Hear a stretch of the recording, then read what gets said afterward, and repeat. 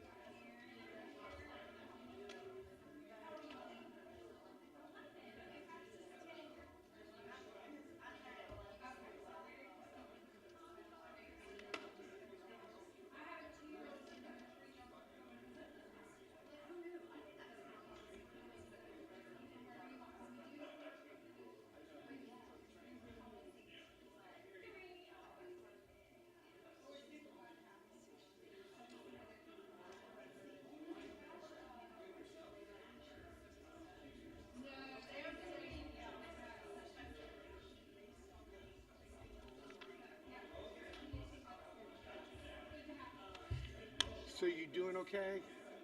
Good. I said we saw that you had the surgery, and I'm like, I didn't know. I felt badly that I didn't know. Yeah.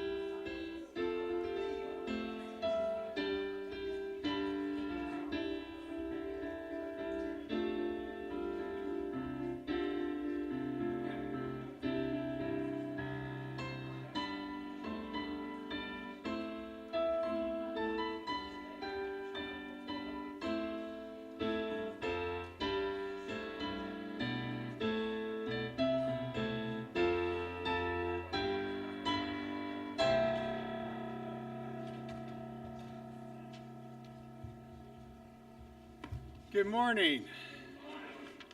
I'm Joel Reed. I'm one of the elders here at Scots Kirk, and on behalf of the session, the congregation, Pastor Mitchell, we welcome you to God's worships this morning, whether you're here in person or joining us online. The announcements are as found in your bulletin. A couple that we'd like to highlight. One is, just remember the women's Bible study is taking the summer off. They will be meeting in the fall again, and they'll be studying the book of Acts. So more to come as that gets closer.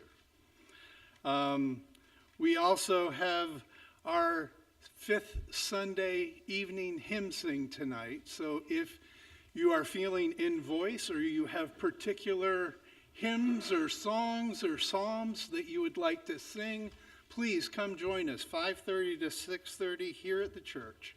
And we will be led by Brenda, of course. No? Freda? You do what they tell you to do. All right, I'm going to get myself in trouble if I don't just stop right here. We'll just join us tonight and we'll wing it. So, anything else that anybody needs to have mentioned this morning? If not, let's take a few minutes and prepare our hearts for worship.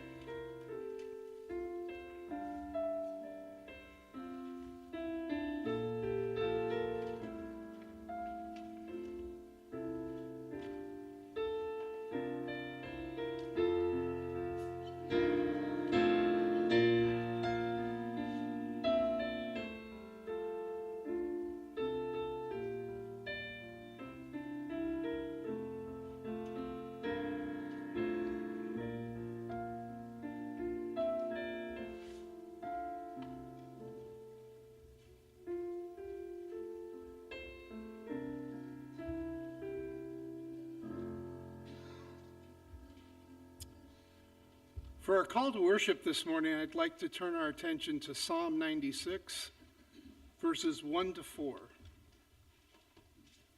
Oh, sing to the Lord a new song. Sing to the Lord, all the earth. Sing to the Lord, bless his name. Tell of his salvation from day to day. Declare his glory among the nations, his marvelous works among all the peoples. For great is the Lord, and greatly to be praised. He is to be feared above all gods. Well, let's stand and sing to our glorious God from the Blue Notebook, number 18. Come, people of the risen King. Let's stand and sing this together.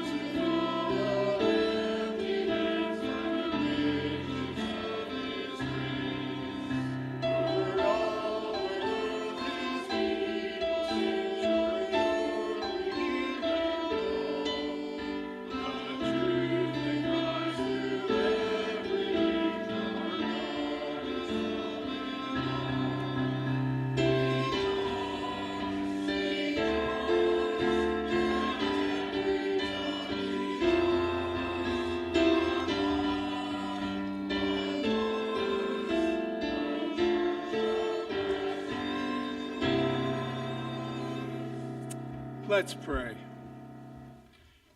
Dear loving and gracious Heavenly Father,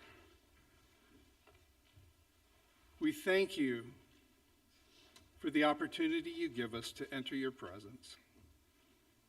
We who don't deserve anything but your wrath, but because of what you did through your Son, you call us here, seeing us as you see him. Father, we are humbled. We just pray that you would be honored and you would be glorified in this worship service, that all that is said and done would be to your honor and glory, that the cares of this world would be shut out, that our focus would be completely on you. Father, we do thank you for the gift of your Son, for his teaching, for his willingness to pay a price we couldn't pay. And most of all, for teaching us how to pray, saying, Our Father, who art in heaven, hallowed be thy name. Thy kingdom come, thy will be done, on earth as it is in heaven. Give us this day our daily bread, and forgive us our debts, as we forgive our debtors. And lead us not into temptation, but deliver us from evil. For thine is the kingdom, and the power, and the glory forever. Amen. You may be seated.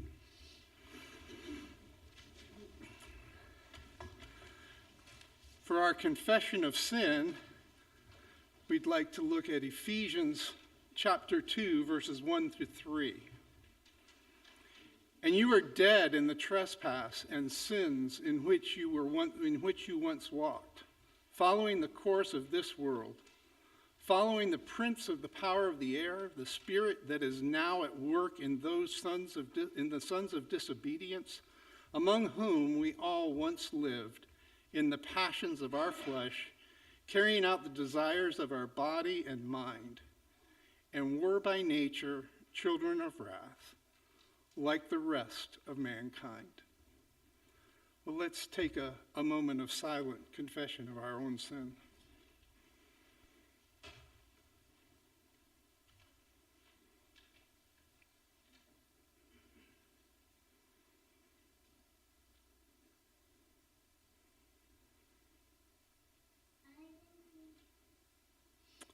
In Jesus' name we pray. Amen. Well, the good news is that we have an assurance of pardon, and it comes from 1 John 3, verses 1 to 3. See what kind of love the Father has given to us, that we should be called children of God, and so we are. The reason why the world does not know us is that it did not know him. Beloved, we are God's children now, and what we will be has not yet appeared. But we know that when he appears, we shall be like him, because we shall see him as he is. And everyone who thus hopes in him purifies himself as he is pure. Well, let's stand for our confession of faith. It comes from the Heidelberg Catechism, questions 33 and 34. I'll read the question and we'll read the answer together. Why is he called God's only begotten Son, since we also are children of God? Because Christ alone is the eternal, natural Son of God. We, however, are children of God by adoption, through grace of Christ's sake. Why do you call him our Lord? Because he has ransomed us, body and soul. From all our sins, not with silver or gold, but with his precious blood, and has freed us from all the power of the devil, to make us his own possession. You may be seated. And if the children will come forward for the children's sermon.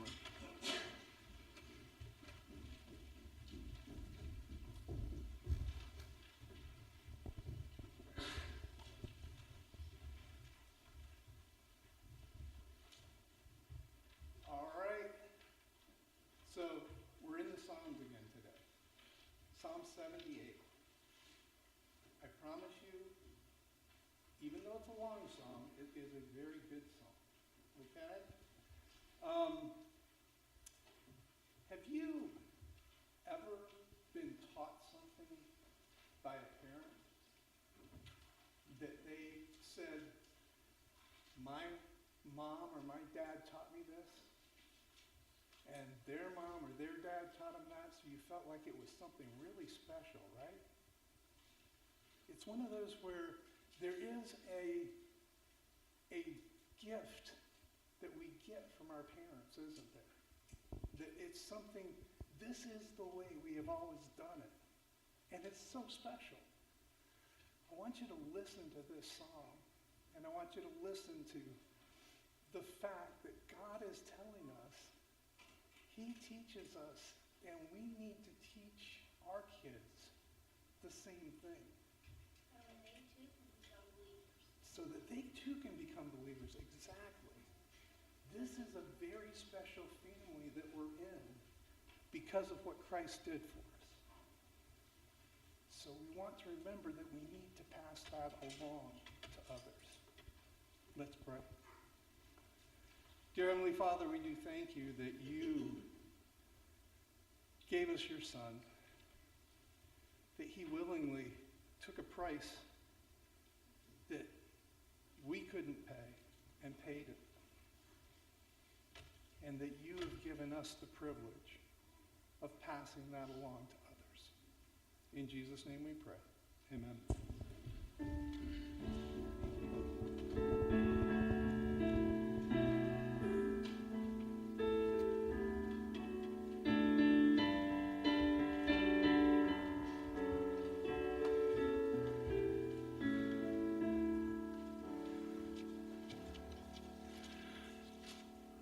Our scripture reading today is coming from John chapter 6, verses 22 to 59.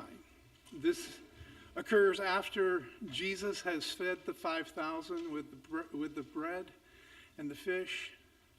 And this is what happens afterwards. On the next day, the crowd that remained on the other side of the sea saw that there had been only one boat there, and that Jesus had not entered that boat with his disciples, but that his disciples had gone away alone. Other boats from Tiberias came near the place where they had eaten the bread after the Lord had given thanks. So when the crowd saw that Jesus was not there, nor his disciples, they themselves got into the boats and went to Capernaum, seeking Jesus. When they found him on the other side of the sea, they said to him, "Rabbi, when did you come here?" Jesus answered them, "Truly, truly, I say to you, you are seeking me not because you saw signs, but because you ate your fill of the loaves. Do not work for the food that perishes, but for the food that endures to eternal life, which the Son of Man will give to you. For on him God the Father has set his seal." Then they said to him, "What must we do to be doing the works of God?" Jesus answered them, "This is the work of God, that you believe in him whom he sent." So they said to him, "Then what sign do you do that we may see and believe you? What work do you perform? Our fathers ate of the manna in the wilderness, as it is written, he gave them bread from heaven to eat." Jesus then said to them, "Truly, truly, I say to you, it was not Moses who gave you the bread from heaven, but my Father gives you the true bread from heaven. For the bread of God is he who comes down from heaven and gives life to the world." They said to him, "Sir, give us this bread always." Jesus said to them, "I am the bread of life. Whoever comes to me shall not hunger, and whoever believes in me shall never thirst. But I said to you that you have seen me, and yet do not believe. All that the Father gives me will come to me, and whoever comes to me, I will never cast out. For I've come down from heaven not to do my own will, but the will of him who sent me. And this is the will of him who sent me, that I should lose nothing of all that has been given me, but raise it up on the last day. For this is the will of my Father, that everyone who looks on the Son and believes in him should have eternal life. And I will raise him up on the last day. So the Jews grumbled about him because he said, I am the bread that came down from heaven. They said, is not this Jesus, the son of Joseph, whose father and mother we know? How does he now say, I have come down from heaven? Jesus answered them, do not grumble amongst yourselves. No one can come to me unless the Father who sent me draws him, and I will raise him up on the last day. It is written in the prophets, and they will all be taught by God. Everyone who has heard and learned from the Father comes to me. Not that anyone has seen the Father except he who is from God. He has seen the Father. Truly, truly, I say to you, whoever believes has eternal life. I am the bread of life. Your fathers ate the manna in the wilderness, and they died. This is the bread that comes down from heaven, so that no one may eat of it, so that one may eat of it and not die. I'm the living bread that comes down from heaven. If anyone eats this bread, he will live forever.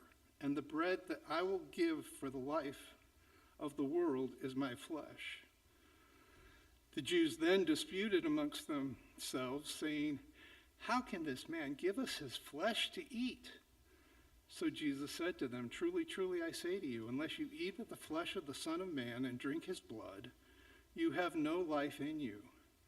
Whoever feeds on my flesh and drinks of my blood has eternal life, and I will raise him up on the last day. For my flesh is true food, and my blood is true drink. Whoever feeds on my flesh and drinks on my blood abides in me, and I in him. As the living Father sent me, I live because the Father, so whoever feeds on me, he also will live because of me. This is the bread that came down from heaven, not like the bread that the fathers ate and died. Whoever feeds on this bread will live forever. Jesus said these things in the synagogue as he taught at Capernaum. The word of the Lord.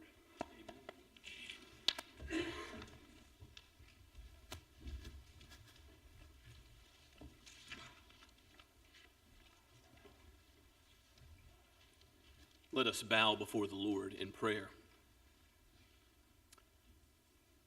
O Lord Jesus, our great King, the great shepherd of the sheep, abide with your church. Give us joy in being called children of the Most High, all because of your grace. O Holy Spirit, be present with us now. Aid us to resist the world, the flesh, and the evil one, and grow us in the nurture and grace of the truth in your word. Sanctify us in that truth and use your word, even giving the new birth to all those that have not yet trusted in Christ, but hear and believe according to your good purpose. Lord, let your word go out and powerfully accomplish all of your purposes.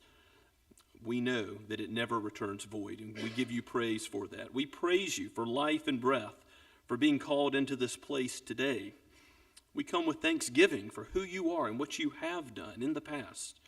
As we recount your marvelous deeds, let us tell them to the next generation. Chiefly, let us speak of the good news of the gospel of Christ, who came down from heaven indeed, the bread of life, the living water, and has given himself for us, who laid down his life and has taken it up again, and now reigns on high. As the Lord Jesus has all authority over heaven and earth, may we go forward in confidence now. O Heavenly Father, use us, our hands and feet, to accomplish your will, even as the angels do it most perfectly in heaven. Bless us as we seek humbly to walk with you. Lord, do use your word mightily amongst our women, amongst our youth, amongst the children, those in college, those thinking about career and further schooling. Lord, give rest and refreshment over the summer. We ask that you would be pleased to call those into ministry or to the mission field that you would see fit. We praise you for the Associate Reformed Presbyterian denomination and the meeting of General Synod ahead. We pray for all the pastors and elders and families that will be gathered there. Give us a sense of being the family of God together, dwelling in unity and the blessing that you command for your people. Give us vigorous debate and also faithfulness in every decision made. We pray, O Lord, that you would give us unity of mind and that you would lead us. You would be our shepherd, that nothing would be done for the glory of any man or church or denomination, but for your glory alone. We ask this with confidence, knowing that you bless your people in all ages. Your church is yours, and we are held in your powerful right hand, and your omnipotent strength is leading us all the way home. You will prepare that marriage supper of the Lamb for us, and we will know the light of your presence forever. O Lord, encourage those who are weak, who struggle with health difficulties. Father, we lift up those who are anxious and are struggling financially. Father, we ask that you would be present to your people and that you would sustain us spiritually, that you would bless with traveling mercies those who are on the road, and also, Lord, bless us with spiritual safeguarding against the threats that are against us, even the evil one seeking those whom he may devour. Lord, uphold the marriages in this congregation by your omnipotent right arm. Bless those who are seeking to raise up children in the nurture and admonition of you. Let your gospel go forward to the ends of the earth. We pray for those on the mission field, for those who will be traveling home from the mission field to the meeting of General Synod. Again, we pray for safety in travel and spiritual safety for them. We pray that you would bless the work in Uganda, raise up many ministers through the seed ministry there. Bless Bridge Europe. Bless those who are stateside, like the Robolos and the Andes, teaching international students in Colombia. Bless Shem Creek and that church plant there. Father, we pray that you would bless your people, even as you have called us to be salt and light in the culture, calls us to be a blessing to others. Give us a joy in you that overflows with a vibrant hospitality and deeds of love and mercy, not only towards one another, but also to the world. Even as you loved us when we were in rebellion against you, you have given us the gospel to spread to those who are in darkness, that they may too embrace the light of the world, the Lord Jesus himself, in whose name we pray. Amen.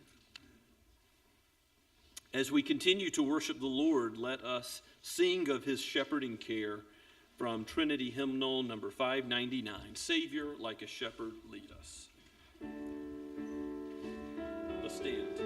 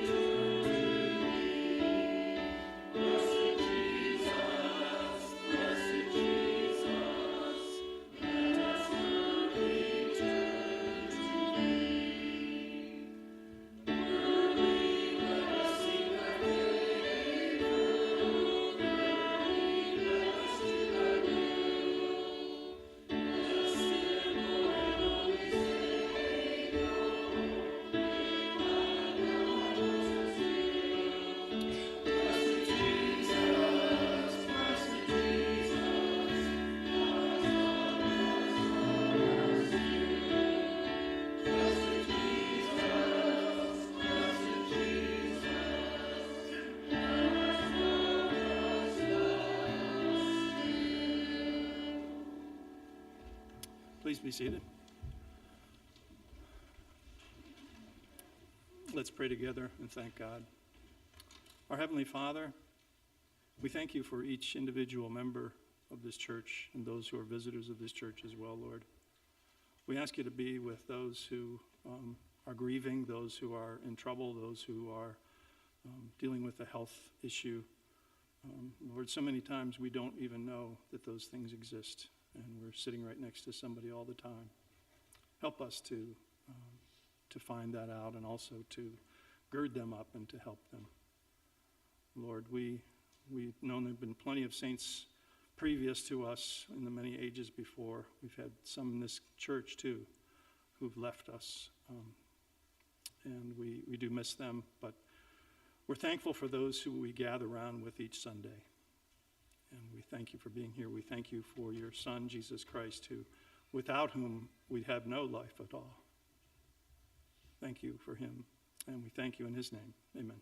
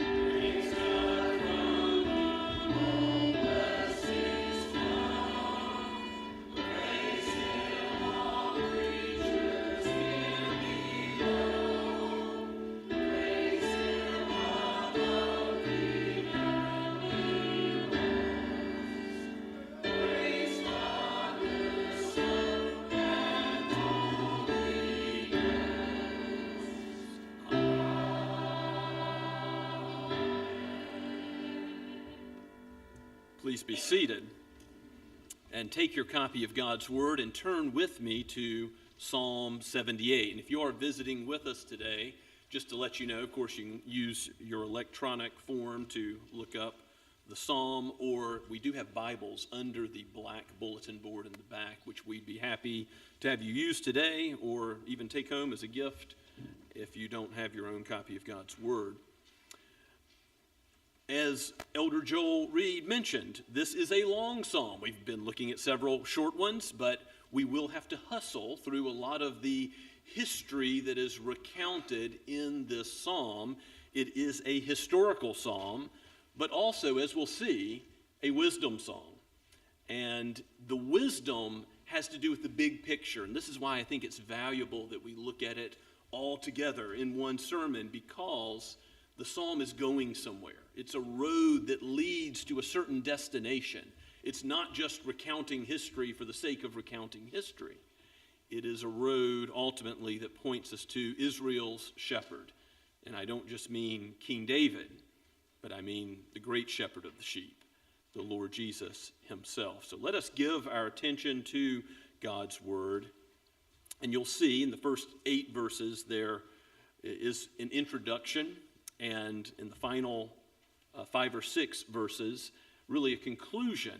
But in all the history that's recounted in the middle, notice the pattern, the cycle of how Israel again and again sins against God, and yet how God responds to human sin. Because as we look at this psalm's application for us, it's not going to be, I'll give you a hint now, that we should look down on those Israelites and try harder. No, it's that we need a Savior who is just as powerful to take us out of this cycle of sin and rebellion against God and will sustain us to everlasting life. We need a Savior, a shepherd, who will ultimately lead us all the way home. Again, the Word of God, penned by Asaph and breathed out by the Holy Spirit for each of us today. A maskil of Asaph. Give ear, O my people, to my teaching. Incline your ears to the words of my mouth. I will open my mouth in a parable. I will utter dark sayings from of old, things that we have heard and known that our fathers have told us. We will not hide them from their children, but tell to the coming generation the glorious deeds of the Lord and his might and the wonders that he has done. He established a testimony in Jacob and appointed a law in Israel, which he commanded our fathers to teach their children, that the next generation might know them, the children yet unborn, and arise and tell them to their children, so that they should set their hope in God and not forget the works of God, but keep his commandments, that they should not be like their fathers, a stubborn and rebellious generation, a generation whose heart was not steadfast, whose spirit was not faithful to God. The Ephraimites, armed with the bow, turned back on the day of battle. They did not keep God's covenant, but refused to walk according to his law. They forgot his works and the wonders that he had shown them. In the sight of their fathers, he performed wonders in the land of Egypt and the fields of Zoan. He divided the sea and let them pass through it and made the waters stand like a heap. In the daytime he led them with a cloud, and all the night with a fiery light. He split rocks in the wilderness and gave them drink abundantly as from the deep. He made streams come out of the rock and caused waters to flow down like rivers. Yet they sinned still more against him, rebelling against the Most High in the desert. They tested God in their heart. By demanding the food they craved, they spoke against God, saying, "Can God spread a table in the wilderness?" He struck the rock so that water gushed out and streams overflowed. Can he also give bread or provide meat for his people? Therefore, when the Lord heard, he was full of wrath. A fire was kindled against Jacob. His anger rose against Israel because they did not believe in God and did not trust his saving power. Yet he commanded the skies above and opened the doors of heaven, and he rained down on them manna to eat and gave them the grain of heaven.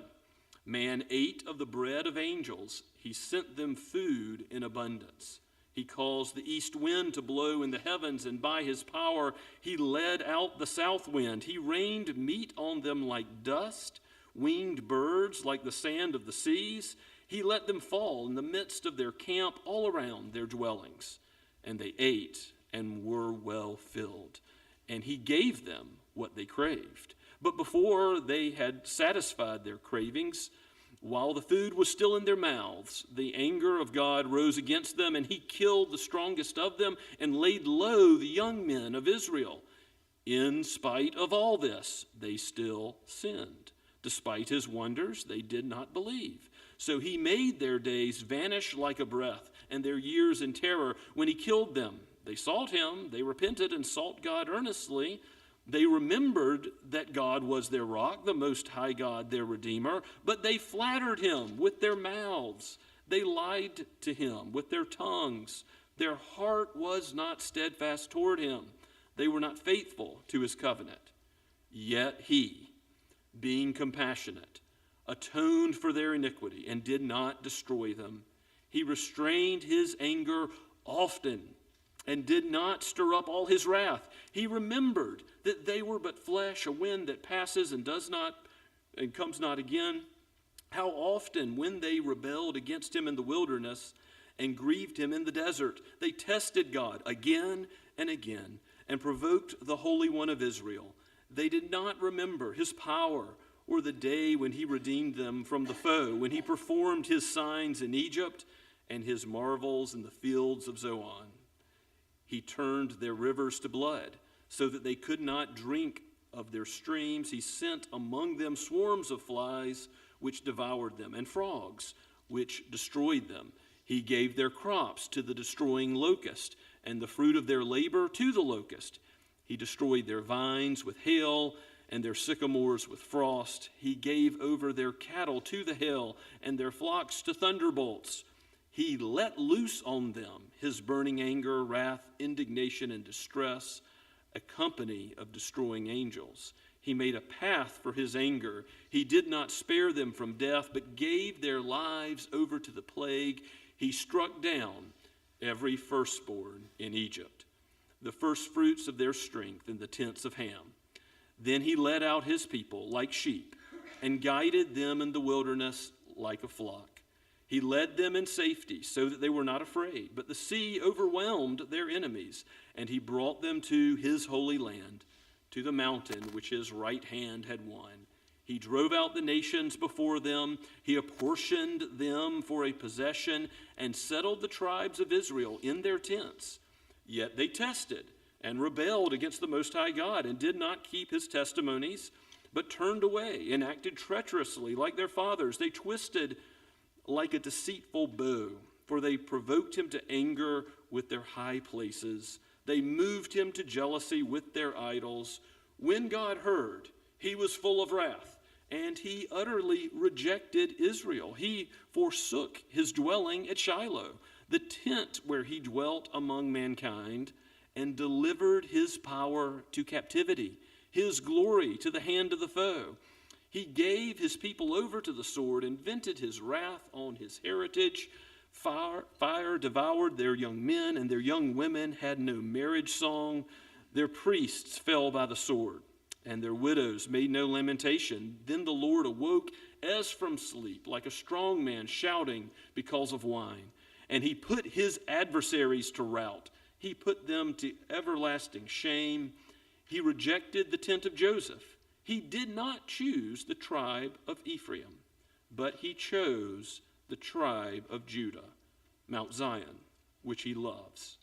He built his sanctuary like the high heavens, like the earth which he has founded forever. He chose David his servant and took him from the sheepfolds, and following the nursing ewes, he brought him to shepherd Jacob his people, Israel his inheritance.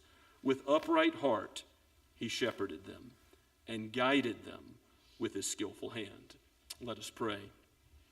O Father, teach us by your word. With your skillful hand, shepherd your flock. Let it not return to you void, but do what you will with our hearts. Make them after your own heart, humble and meek, and loving what you love, seeking what you would have us to seek. In the name of Christ we ask it. Amen. I don't know if you've ever given your children your own negative example. I have.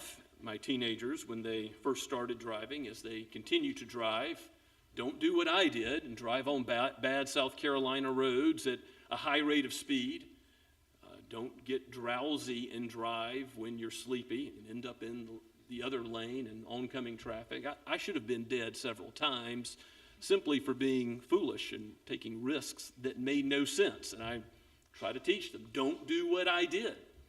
And I think if we're humble, we should all have some lessons like that to teach our own children. But what this psalm is saying, tell the next generation, and really it's 4 or 5 generations that are listed in those first 8 verses, is tell them what our fathers before us have done, their negative example, and don't be like them.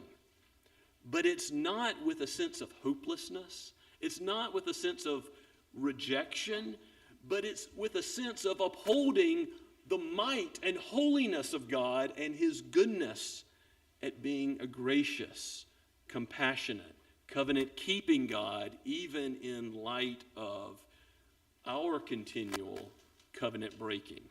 So the negative example actually ends in a very bright place, as we'll see in the conclusion of the psalm, as the road marches to David and beyond David, to David's son and David's Lord, the Lord Jesus. In those first 8 verses, Asaph calls our attention in much the same way as Proverbs does, as Solomon does there. Give ear, O my people, to my teaching, in verse 1. Incline your ears to the words of my mouth. This is a wisdom psalm, because it imparts wisdom from the history that is recounted. In verse 2, you see this referenced in Matthew 13:35, in Jesus speaking in parables. I will open my mouth in a parable. I will utter dark sayings from of old. Now, the parable is the wisdom, revealing the truth of God's covenant promises further. And this is where we're not going to hide them. We're going to make them known to our children and their children, the ones yet unborn, and their children. Here's what's to be passed down from generation to generation. The Lord has commanded that fathers teach their children, it says in verse 5, Deuteronomy 6, famous passage where God's people are called to teach their children, not just on occasion, but in all of life, in all that we do to glorify the Lord. We're to teach our children from morning to noon to nighttime.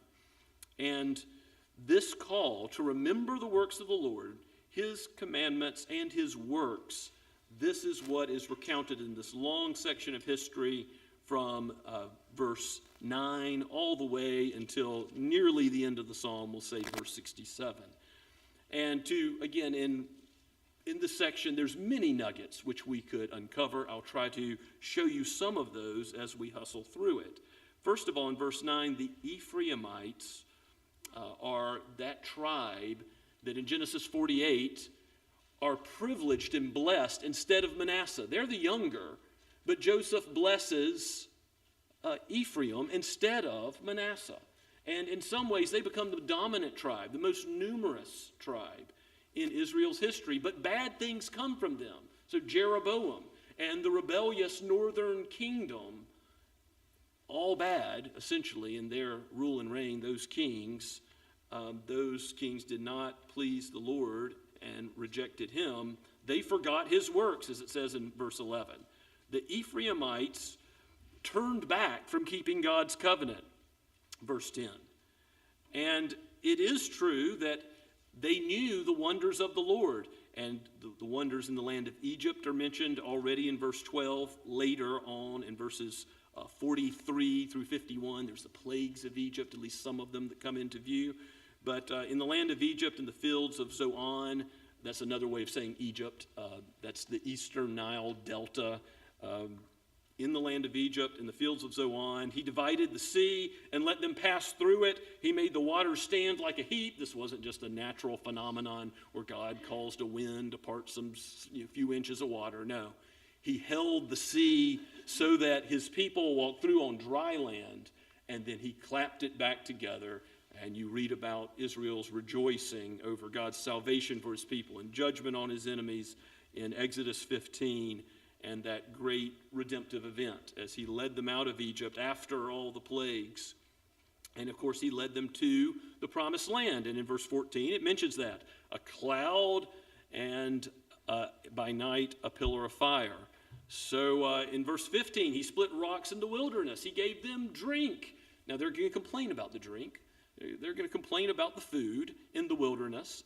But it is important to note that in 1 Corinthians 10, verse 4, as I've got printed in your preparation for worship this morning, the rock that Israel drank from, that rock was Christ. The New Testament explicitly says that the blessing that God gave to his people in the wilderness from this rock-splitting water is Jesus. So we're seeing this psalm is about Jesus. This psalm points us to Jesus already, and he is the living water. Yes, he is the bread of life, as the manna also in the wilderness is going to shortly come up. They still sinned, verse 17 says, and this is that cycle which we saw again and again throughout the whole historical section. They sinned again and again, rebelling against the Most High. And they tested God, verse 18 says, in the desert by demanding food they craved. So it's not just that they were hungry and about to starve. They complained against the provision God made. And they said in verse 19, can God, usually a bad way to start a sentence, can God spread a table in the wilderness? Well, this is exactly the opposite sort of use that you find in Psalm 23. God does prepare a table for us in the presence of our foes. He will lead us to that marriage supper of the Lamb where he gives us all provision in the new heavens and the new earth. All material and spiritual provision will be ours. God does prepare a table. But in the time of the wilderness, when there is a lot that is difficult, God's people are asking, testing, can God actually, even though they've seen the miraculous exodus from Egypt, the Red Sea being parted, they've seen wonders, they're still testing him. Can God do what he says?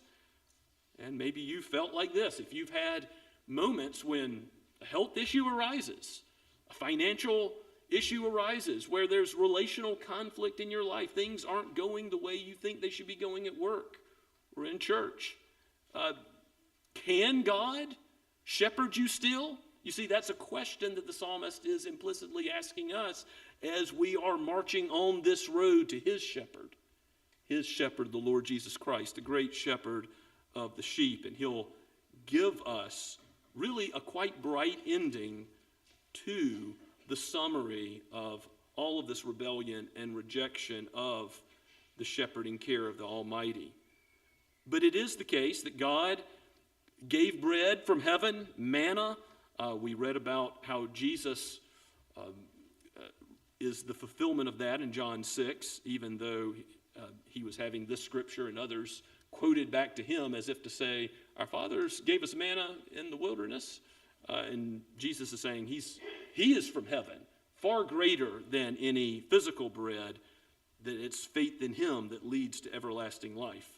And in that sense, you will never die if you feed upon him. And yet, the manna that God gave wasn't even good enough for God's people, because when he rained down the manna from heaven, verses 23 and 24, the bread of angels, verse 25, it was still the case that God's people said, what about meat? What about meat for his people? Back in verse 20, can he also give bread and meat for his people? Well, verse 27 answers that. He rained meat on them like dust, like the sands of the seashore. So much meat they couldn't eat it all. Winged birds like the sands of the sea. And he let them fall in the midst of their camp all around their dwellings. Now, if you know what's being referred to here, it's in Numbers chapter 11, verses 33 and 34. Very same language of Psalm 78, 29, and 30. Before they were even satisfied with receiving what they craved, while the food was still in their mouths, God struck them down. God judged his people. The strongest of them, the young men of Israel, verse 31 says, again, because they weren't starving. They were strong, they were young, and yet they were craving what they were craving, because we want to do what we want. And this is something that came up in Sunday school this morning from 1 Peter chapter 2, verse 11. As sojourners and exiles, as those in the wilderness, do not go after the passions of the flesh and seek what you crave, whatever that would be, accolades from men, things that are subject to entropy and fall apart and fade. That will not ultimately satisfy. Think about it. When you receive what you want, when you're craving some fleshly lust, what happens? You just want more. It's actually what God has designed you to do is to withstand those temptations, just as Christ did in the wilderness. And by withstanding the temptation, you are actually, ironically, satisfied. You gain joy and thanksgiving and gratitude in your heart rather than this ingratitude and wondering, will God provide for me? Because God is providing the spiritual strength, and he adds to it all the physical things that you need, things like food and clothing. Do not doubt his care and provision, and know that he is a God who judges sin. You can't miss in all of this recounting of history that God is a God of wrath against sin. And there is a judgment that will be on those who are part of his visible church, like Ephraim, that reject him. Not all Israel is of Israel. Romans 9:6. The whole visible people of God does not all trust in God, and indeed many go to their graves because they reject him. So in verse 32, they sin despite his wonders. They don't believe. God makes them like a breath. He causes their lives to be short. Now, when it says in verse 34, they repented and sought God earnestly, you have to see that this is not true repentance, because in verse 36, it says they flattered him with their mouths. They lied to him with their tongues. Their heart was not steadfast towards him. So it was a seeking of God. Oh, God, you're my rock. You're my salvation. But it was all with the lips. It was going through the motions. It wasn't with the heart. It was misuse of the tongue. It was misuse of worship that wasn't truly seeking to walk in God's ways. And yet, verse 38 says, even in view of that, false worship, idolatry in the heart, and yet God, being compassionate, atoned for their iniquity, did not destroy them. He will call all who are his, even from Ephraim. He will restrain his anger often. The Lord is gracious and slow to anger. How many times is that repeated in Scripture? But as verse 38 says, he often restrained his anger, did not stir up all of his wrath. And yes, our human weakness in verse 39, we are but flesh, is part of why God has compassion on us. He knows our weakness. Indeed, Christ came in that weakness and lived the life we could not live, that we have not lived. They tested God again and again and again. Verses 43 through 51 are many of the plagues in Egypt. The pride of Egypt is put in its place by the Lord, ultimately ending in that 10th plague where he kills the firstborn son. God lets loose and unleashes quite a series of plagues that show at every turn. You can read about these in Exodus 7 through 9. They show at every turn that Egypt's gods are no protector, no shepherd, no help. But the true God of Israel, he's the one with power and strength. Shows that idolatry in man's pride, carving an image, trusting in some god of the sun, some pharaoh, no, that's not where safety is to be found. But God, Yahweh, who struck down the firstborn of Egypt, he is the one who leads his people, verse 52, like sheep, guides them in the wilderness like a flock. And see, this is where the psalm is going, to God's shepherding care the whole way. He leads them in safety. We've already sung about this in the prior hymn, and we'll sing of God's shepherding care in the final hymn as well. He leads them in safety so they were not afraid. Do not fear, the 23rd Psalm says in verse 3, for I am with you. It is the Lord's presence as the shepherd that is to bring us comfort in life and in death, in every pleasant green pasture and every dark valley. God leads his people through safely through all trials to the end, through every wilderness, through every test, through every trouble. God is not going to abandon his people. None will slip out of his hand. He will not lose any who are his.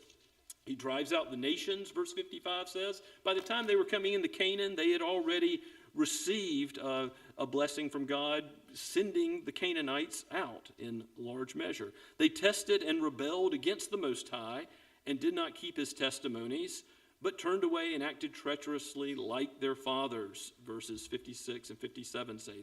They were acting twisted like a deceitful bow, like a bow that when you shoot it, never has the arrow fly straight. It always, because it's twisted, misses the mark. Like our sin, we're missing the mark of God's glory. And when God heard of the idolatry, the high places in verse 58, verse 59 says, when God heard of how rebellious his people still are, despite all this compassion and all of this grace in the face of disobedience, he is full of wrath. He utterly rejects Israel. I think that's referring to the Babylonian captivity, which at the time of this writing may have been still to come. But of course, God wrote it for those in captivity, another wilderness experience. That's the utter forsaking of Israel. He forsook the dwelling at Shiloh. Goes on to speak of how in 1 Samuel 4, priests fell by the sword, widows made no lamentation. Ichabod, the glory is gone. You've got the ark of God being taken by the Philistines, going into the temple of Dagon, and the glory being departed from Israel is what is in view there. Ultimately, God brings Israel to rejoice as King David, the king after God's own heart, brings it back. And this psalm does lead to David and really contrasts David as a king to Ephraim and those who come from that northern kingly line. And the Lord awaking from sleep in verse 65 and shouting because of wine. Again, the Lord doesn't sleep. He doesn't get drunk on wine. But he is a God of wrath against sin. That's the point we are to get here. He rejected, verse 67, the tent of Joseph. He did not choose the tribe of Ephraim, but he chose the tribe of Judah, the smaller tribe, Mount Zion, which he loves. In some ways, Jerusalem, Mount Zion, is an unlikely center for God's worship. But that's what God does. He built his sanctuary like the high heavens, like the earth, which he has founded forever. Now, the earth, as we get into 2 Peter, Lord willing, this summer, we're going to see the earth is going to be destroyed. But there will be a new heavens and new earth. There will be continuity and discontinuity between this earth and the new heavens and the new earth. There will be a judgment on all sin, and then there will be perfection for the people of God forevermore. Righteousness will dwell there forever. God is providing for his people. So the earth is founded forever, just not in a way like in David's day, just not in a way with an earthly king. Yes, he chose David, his servant, and took him from the sheepfolds. That was unlikely. David showed care and compassion as a shepherd, and God said, "You're going to shepherd my people." God gave him the grace, the heart, to be a heart of repentance and faith. And David was, in some ways, Israel's best king, and he took him from nursing ewes and shepherding Jacob, Israel, his inheritance. And it's true that with an upright heart, verse 72, he shepherded them, the people of Israel, and he guided them with his skillful hand. But it wasn't about glory for David, was it? Because David's hand wasn't always skillful. He had things that he had to repent of. His heart wasn't always upright. He had to repent of adultery and murder. He was chastised by the Lord when appropriate. But the Lord Jesus Christ never did anything that lacked wisdom and skill. The Lord Jesus Christ, uprightly in heart, did his Father's will at every moment of his life. And so David is the shepherd of Israel, like in Psalm 80, if you look just a couple psalms next door. "Give ear, O shepherd of Israel, you who lead Joseph like a flock." Well, an earthly king, an earthly shepherd. But ultimately, the shepherd of Israel is the great shepherd of the sheep, the Lord Jesus himself. It is Christ who is our guide. And I want to ask you to pray not only for Christ to guide this church, that we would not be prideful, because this psalm is a warning against pride. Pride will be an obstacle. When we were going through our leadership training on mission and vision, we said, as the elders and deacons gathered together, what will potentially be an obstacle to us loving God and loving others in thought, word, and deed here in Somerville where he has placed us? And pride has to be at the top of the list, that we would humble ourselves. You can pray for us as a church and for our leaders in particular, that we would see the necessity for the blood of Jesus, for the good news of the gospel in our own lives, and then humbly walk with the Lord. And one thing I would like to also ask you to pray in application of this text is for our synod. As we meet next week, week after next, let us humble ourselves and ask God to guide us, so that it would not be about any personalities or human accomplishment, but may we follow where Christ leads as a denomination, because I've grown up in the Associate Reformed Presbyterian Church. I love the Associate Reformed Presbyterian Church. I love the ARP. But it's not ultimately about a denomination, a tradition, even an old tradition. It's not about doing things the way it's been done. No, a kingdom attitude is If the Lord removes our lampstand, if we go off the cliff of rejecting his word, now I don't see that happening at this point in time, but the Lord knows the future. May he keep us faithful to his word. If we do reject his word, then we should reject the ARP. It's that simple. Now, may he keep us faithful so that we follow the shepherding of Christ, so that we are guided by his skillful hand. Human beings lack skill and wisdom, but God has it from on high, and he's shown it throughout all of human history. His wonders are clear, but we tend to forget his mighty power. We tend to forget that he is ruling and reigning in the church. Jesus says, all authority in heaven and on earth is mine. Now go and make disciples. So what we're doing as a church, going and making disciples of all nations, this has to be done Christ's way, with his authority, not with our good ideas, not with our innovation or novelty, but according to the word. May worship and missions and discipleship and evangelism and apologetics, may everything that we do be done according to the word of God. Let us humble ourselves and seek his face. Would you pray for that, please? Let's pray together. Father in heaven, we give you praise for your word, for what you have done. Remind us of the way that you have called us to go. Remind us of your own sovereign power. Let us fear you and reverently stand in awe of your judgment of sin, that we would be holy as you are holy, and not think that our own lives bear any significance as to our everlasting state, but only your grace, only your mercy, only the good shepherd of the sheep. May he be our hope in life and in death, and may we know his presence forever. We pray in Jesus' name. Amen. So now let us stand and respond to God's word from Trinity Hymnal number 598. Guide me, O thou great Jehovah.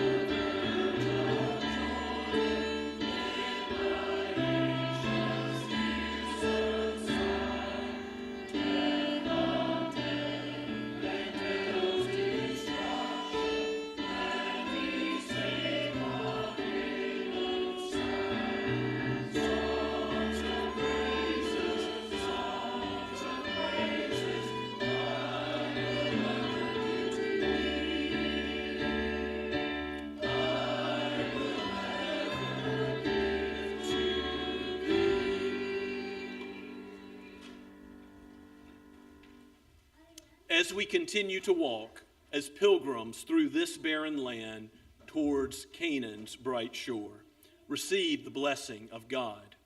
Now may the God of peace, who brought again from the dead our Lord Jesus Christ, the great shepherd of the sheep, by the blood of the eternal covenant, equip you with everything good, that you may do his will, that which is working in us, that which is pleasing in his sight, through Jesus Christ, to whom be glory forever and ever.